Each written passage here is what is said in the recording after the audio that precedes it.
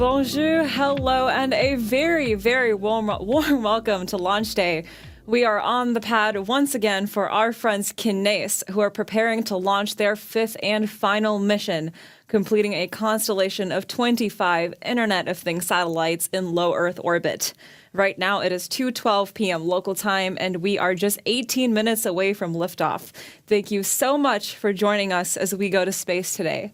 My name is Prachi Saknani. And I'm Jess Hepworth, and we're joining you live just steps away from mission control for today's launch. The view on your screen is of our Electron rocket standing tall at Launch Complex 1 in New Zealand. Today is our 62nd launch, 58 of which have taken place from one of the two pads at this very launch site. Headed to space today are 5 satellites for French Internet of Things constellation operator KINEIS. They're tucked up inside the fairing right now, but before we encapsulated them inside the carbon composite nose cone that protects them from the forces and temperatures of launch, this is what they looked like. Our very first launch for KINEIS lifted off last June during Flight 50.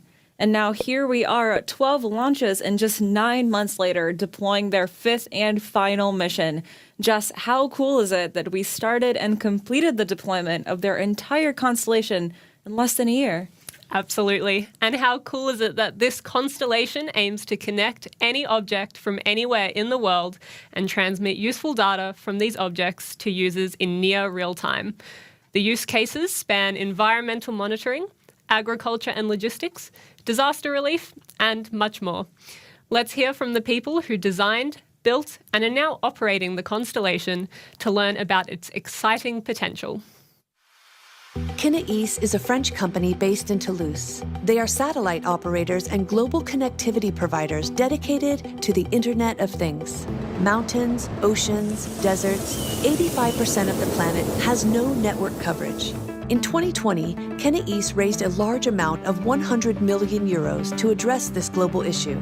Today, the company is following through and will deploy a constellation of 25 nanosatellites that will enable it to connect to a multitude of objects anywhere on the planet in near real time.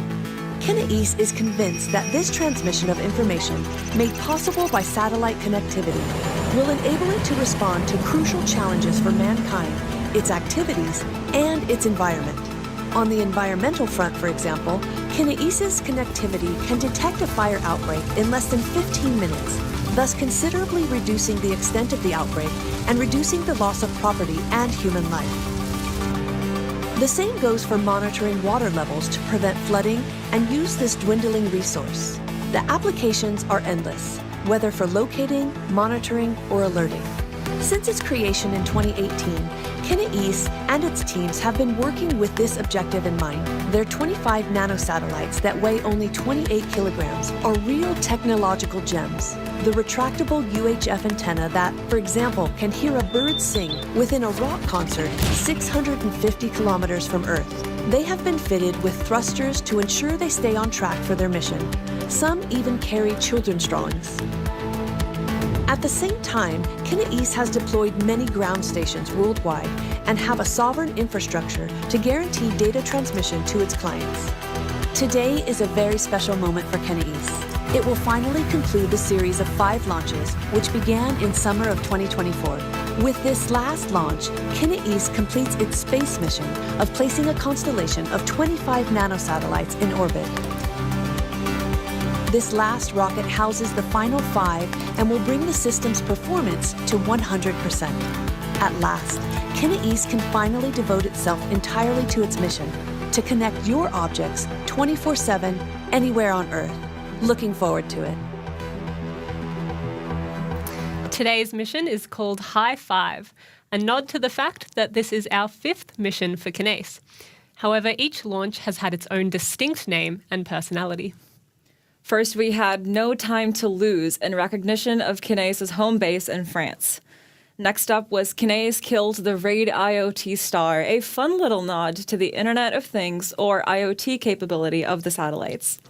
The third mission was ICE AIS Baby, which referenced the Automatic Identification System, or AIS, capabilities of the spacecraft. And our most recent mission for KINEIS before today was IoT for You and Me, once again a play on the Internet of Things theme. As we prepare to watch the fifth launch take place for KINEIS today, let's take a quick look back at those first four missions. 5, 4, 3, 2, 1. Liftoff.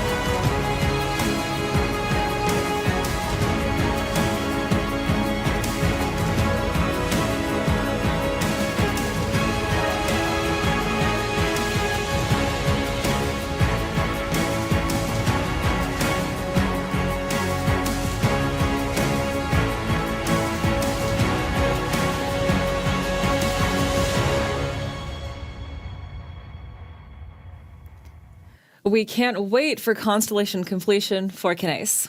Right now, we are just over 12 minutes away from completing that constellation with the final KINEIS launch. But before we can get Electron in the air, we need the green light from operators in mission and range control. Each operator will call out green or go to confirm the system that they are responsible for is primed and ready for launch. Or if for any reason they need to hold or stand down, they'll call out a no-go. So what we're listening in for are goes across the board to indicate that we're progressing with the count. Let's listen in.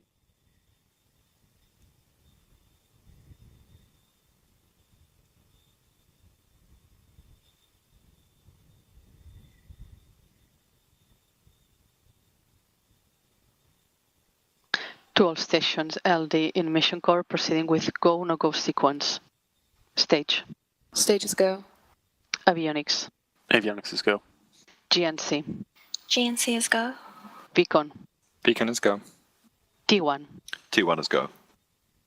GC. GC is go. PLS. PLS is go. RSO. RSO is go. MET. Med is go. MM. Go. And LD sub. LD sub is go. Go, no-go sequence complete. We are T-minus 11 minutes, 16 seconds and counting. We are go for terminal count. Auto sequence start at T-minus 10 minutes. From this time, the three-word procedure is in effect. And that's just what we like to hear, a sea of greens across the board. Now, like our previous missions for KINEIS, today's launch opportunity is instantaneous, which means we need to lift off at the exact planned T0 to place the 5 satellites in their required orbits. If for any reason we need to delay today's launch, we won't have an opportunity to recycle and try today, but we'll have to come back tomorrow or the day after at the exact same time. But, of course, that's the beauty of launching on Electron versus hitching a ride with a bunch of other spacecraft on a rideshare mission. This way, KINEIS has complete control over when they go to space and exactly where they are deployed in orbit. That is, assuming the weather plays ball, of course. Which, today, as you can see on your screens, it looks like it is, so we're progressing with the count.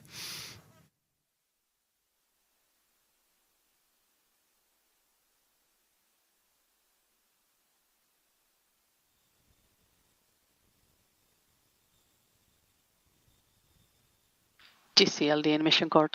LD GC. GC, proceed with sequence 57, part terminal checks. Copy sequence 57 and work.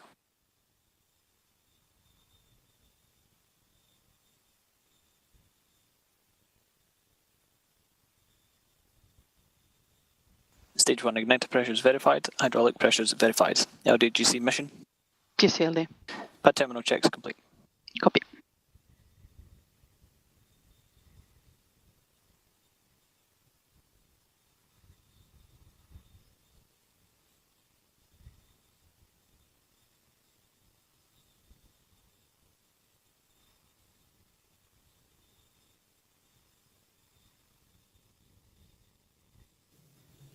Today's mission is headed to a 650-kilometer low Earth orbit, but we're no strangers to missions a little further away. In fact, more than 380,000 kilometers away. That's right, I'm talking about lunar missions. Some of you might remember the Capstone mission we launched for NASA, which used an Electron rocket to reach LEO and a Photon spacecraft to conduct a translunar injection to send a satellite all the way to lunar orbit for the very first mission of the Artemis program.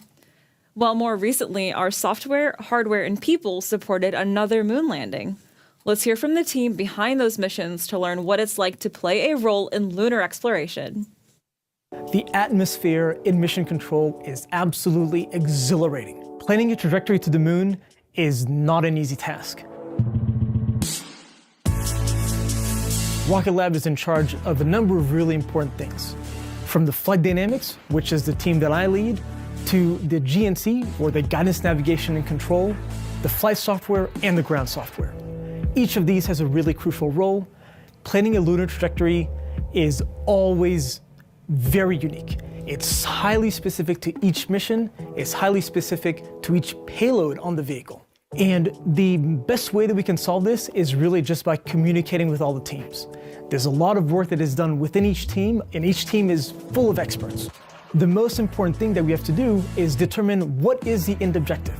So we effectively plan it backward, from where we want to be at a given time, all the way to the phasing orbits that we need to be in, to where the moon has to be in with respect to the Earth when we launch, and to when we plan each of the maneuvers in order to raise our apogee, which is the highest point in the Earth orbit, in order to intersect the moon at the right time and turn on the engines exactly at the right time within less than 100 milliseconds. Rocket Lab was involved in the Capstone mission that delivered a microwave-sized spacecraft in a really cool orbit called an NRHO, and that allowed Rocket Lab to build this whole platform called the Lunar Photon that is radiation tolerant, that has all these really important features for deep space missions, that is really important for developing the future of the industry. Because it means that Rocket Lab can just go to a given customer and say, hey, we have a platform that's ready for you guys to go launch directly in deep space, and we know how to fly it. So there's less uncertainty, a lot of flight heritage, and it's something that the teams know how to fly.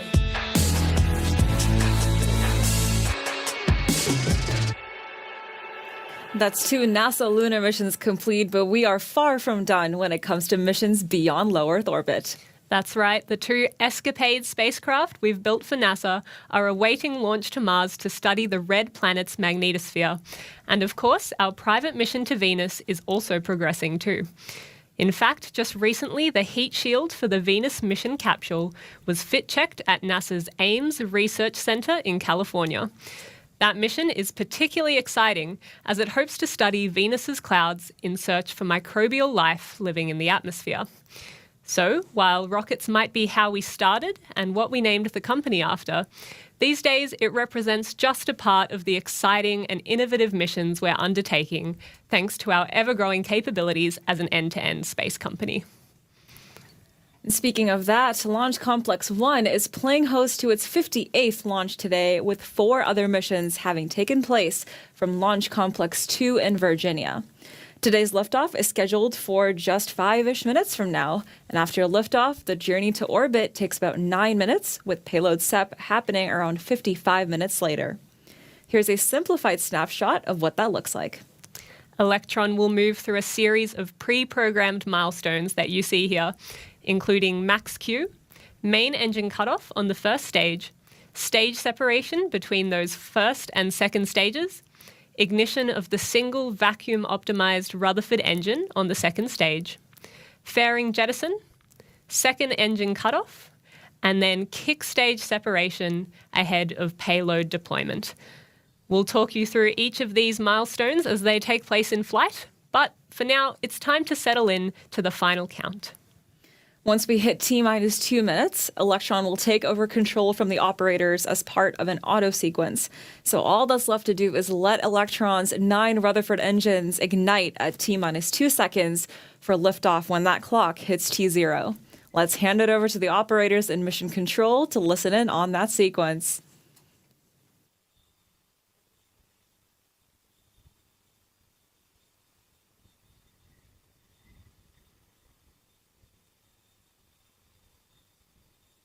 Howdy, GC mission. GCLE. ECS is disabled, pad auto sequence is armed, pad is ready for launch. Copy, thank you, GC.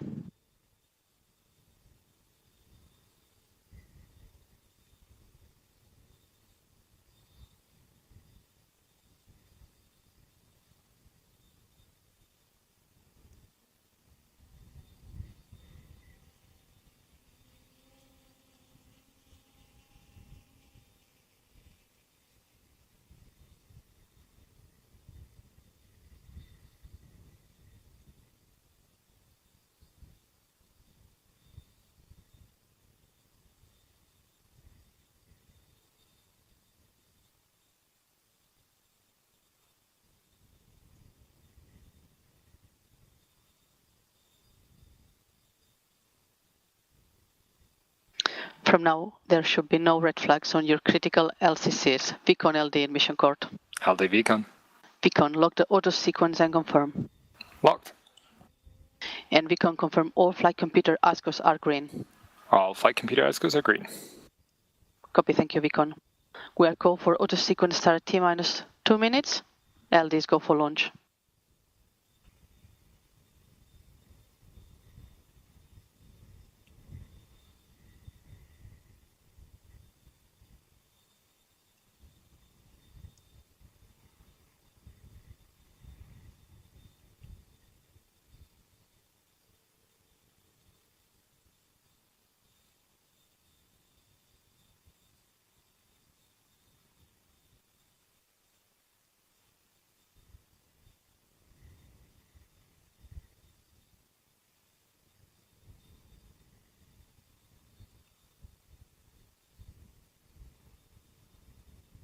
The vehicle is fully on internal power.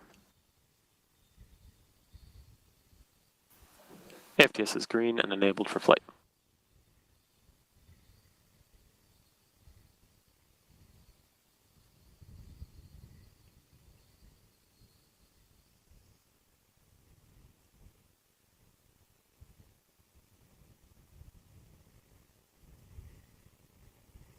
LOX load is complete. System is in recirculation.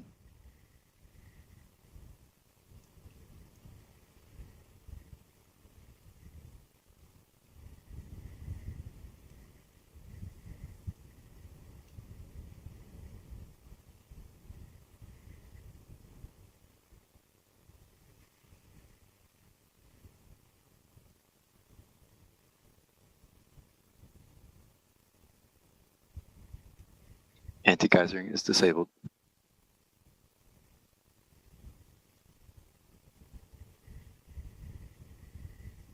Stage 1 and 2 tanks are pressed. High flow engine purge enabled.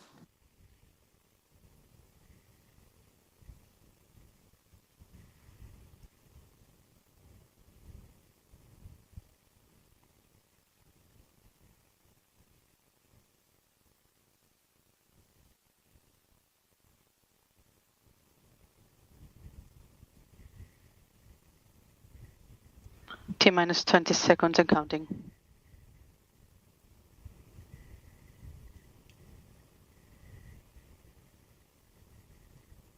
10, 9, 8, 7, 6, 5, 4, 3, 2, 1.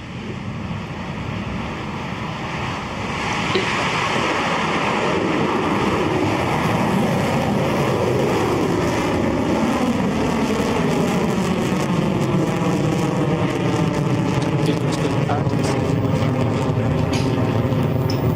the chamber.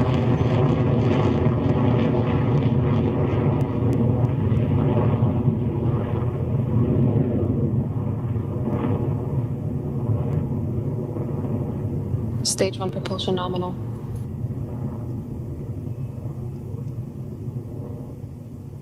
High fives all around as our 60-second Electron lifts off and clears the pad at Launch Complex 1. Keep an eye out on those dials at the top of your screen there to see Electron's speed and altitude rapidly climb as we make our way to space once again. Right now, we're less than a minute, or just about a minute away from into flight, and that means we're not far away from max Q when Electron experiences maximum aerodynamic pressure. Let's listen in for that call out for mission control.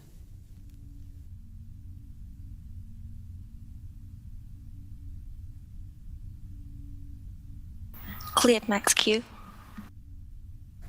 You heard the call. Electron has successfully cleared max Q. HVB discharge We're now normal. at just over 17 kilometers in altitude and traveling at over 2,500 kilometers an hour.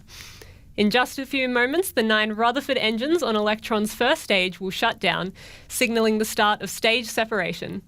The main body of Electron, made from carbon composite, will split into 2 parts. The first stage will head back to Earth, while the second stage, powered by its own Rutherford engine, will ignite and continue its journey to orbit.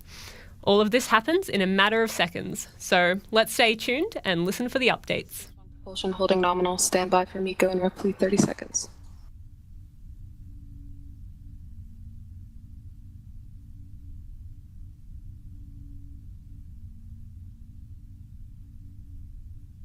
"15 seconds to staging. Entered burnout detect mode.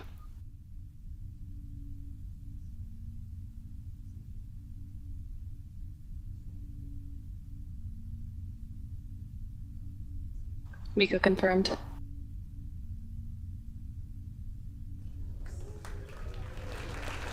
Stage separation confirmed. Stage 2 ignition confirmed. There we go, successful MECO, stage separation, and second stage ignition confirmed. Electron's second stage is now continuing the mission to orbit with those 5 KINEIS satellites attached to the kick stage and traveling at over 8,200 kilometers an hour. Very soon, the 2 halves of Electron's fairing will split and fall away, exposing the KINEIS satellites to space ahead of deployment. This is a process called fairing jettison, and it's coming up very soon, so let's keep an ear and an eye out. Fairing jettison confirmed. It's goodbye fairing and hello space for the final 5 KINEIS satellites integrated onto the kick stage's payload plate. We are now just over 3 minutes into flight with less than 6 minutes remaining in the second stage burn. Discharge holding nominal.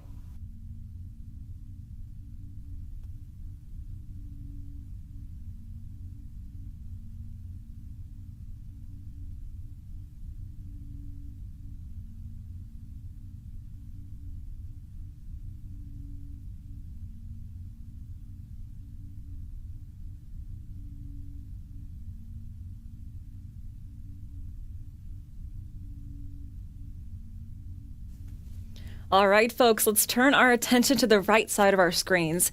What you're seeing there are the real-time propellant levels for our second stage. We've got the fuel and aux levels up displayed, and with the kerosene at about 73% and liquid oxygen about 73% as well remaining, it is a great sign that everything is functioning smoothly so far. Let's keep an eye on those numbers as we get closer to staging.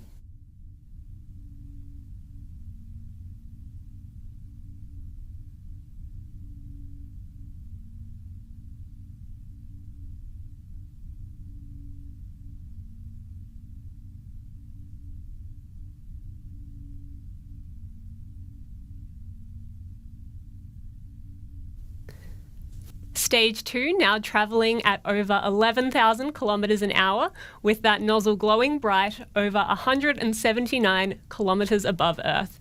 A beautiful view from our onboard cameras here. How cool is space, right? Oh, absolutely. That is always a treat. Now, when we first launched Electron, it took with it a few world firsts, including the unveiling of our 3D printed Rutherford engines. Instead of using a traditional gas turbine, the fuel pumps inside Rutherford are powered by electric motors, and those motors are powered by batteries. During flight, we use up all the power in one set of batteries before switching to a fresh set. But rather than carry the dead weight of those spent batteries all the way to orbit, we jettison them to give us more available mass for customer spacecraft. The nifty little maneuver is called battery hot swap, and it's coming up next.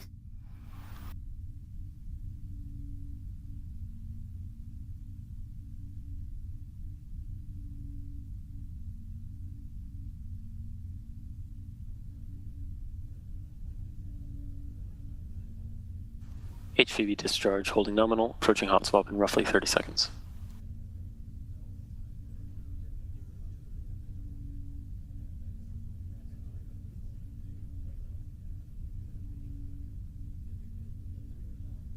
Throttling down.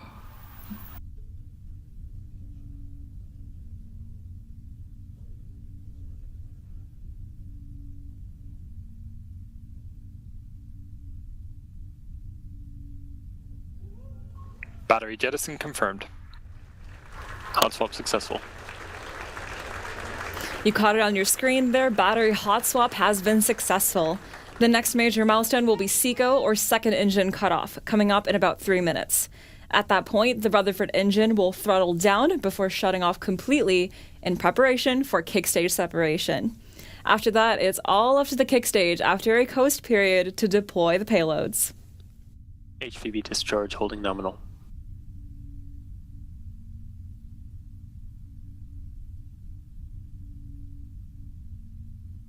AFDS has saved.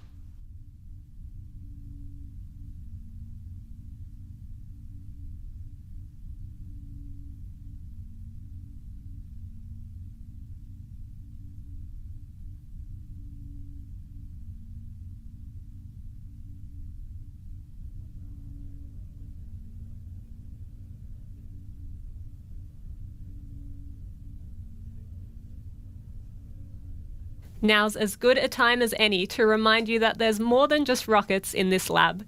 And if you want to have views like this be a part of your everyday, there's a place in space for you. Right now, we have roles in our machine shop teams, so if you have experience with 5-axis CNC machines, editing and programming, or experience in Siemens or NX, then we want to hear from you. Visit rocketlabusa.com/careers and get in touch with our talent acquisition team as soon as you can.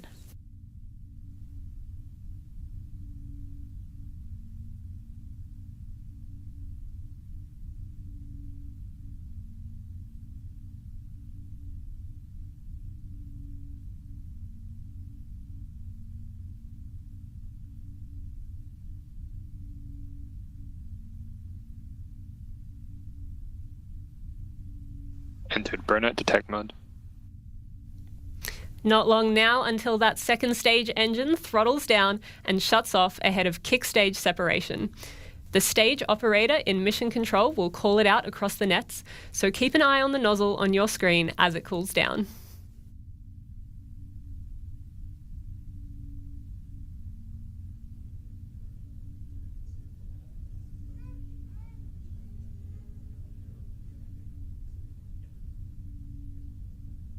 SECO confirmed. Stage separation confirmed. And there you have it. Electron's second stage Rutherford engine has shut down, and the kick stage has separated for the coast phase as planned. For the next 45 minutes, the kick stage will pass around Earth until it reaches a precise point where the tiny 3D printed Curie engine will ignite to raise the orbit ahead of payload.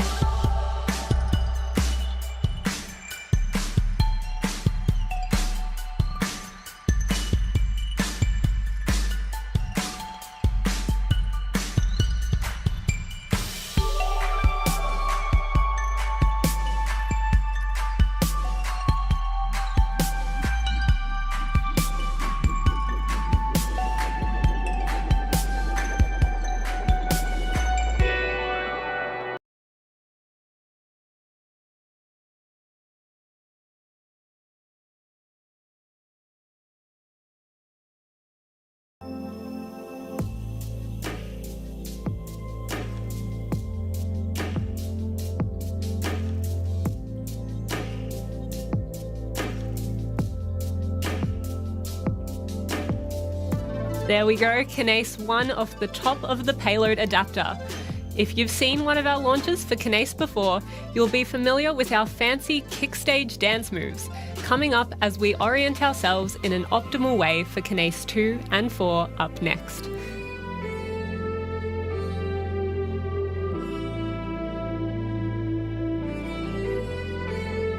KINEIS 2 and 4, payload deployment confirmed.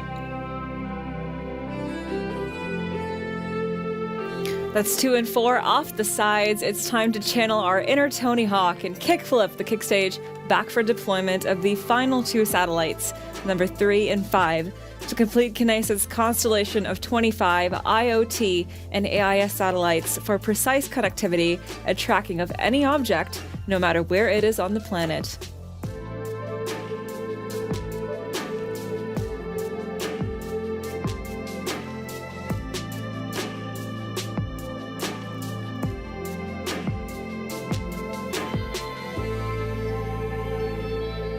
KINEIS 3 and 5, deployment confirmed.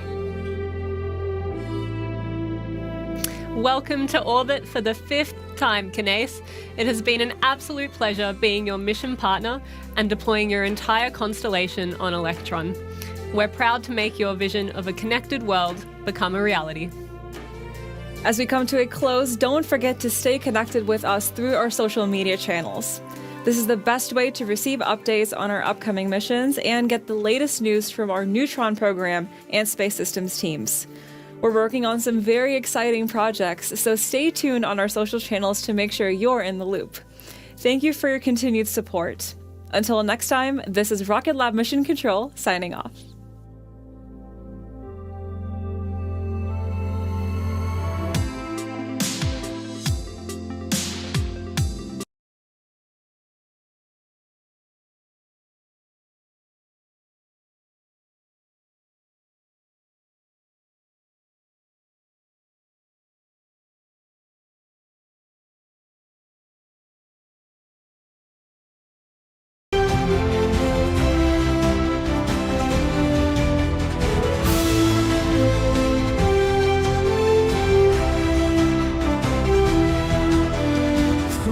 Dark we rise and soar, guided by the dreams we wore. From the oceans to the skies, endless fire burns in our eyes. Beyond the stars we chase the light, with fearless hearts through endless nights.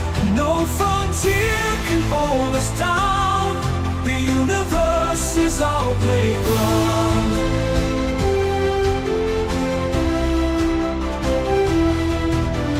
Mountains high and oceans deep, secrets in the void we keep. Every step a tale to weave, for those who dare, who still believe. Beyond the stars we chase the light, with fearless hearts through endless nights. No frontier can hold us down, the universe is our playground.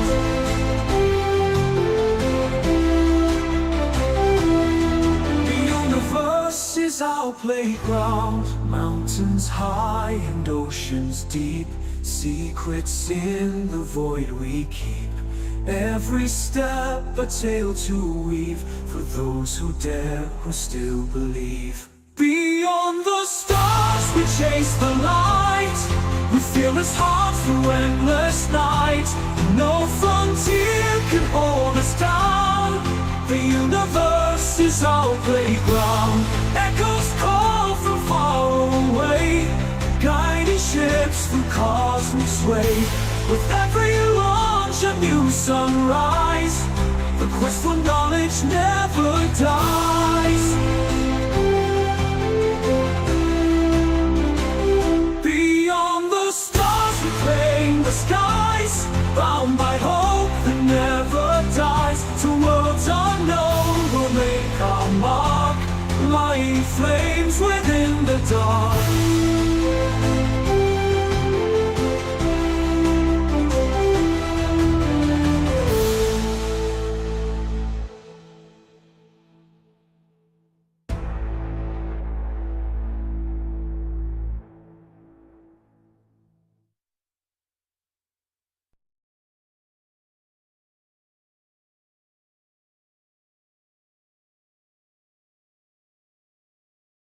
3, 2,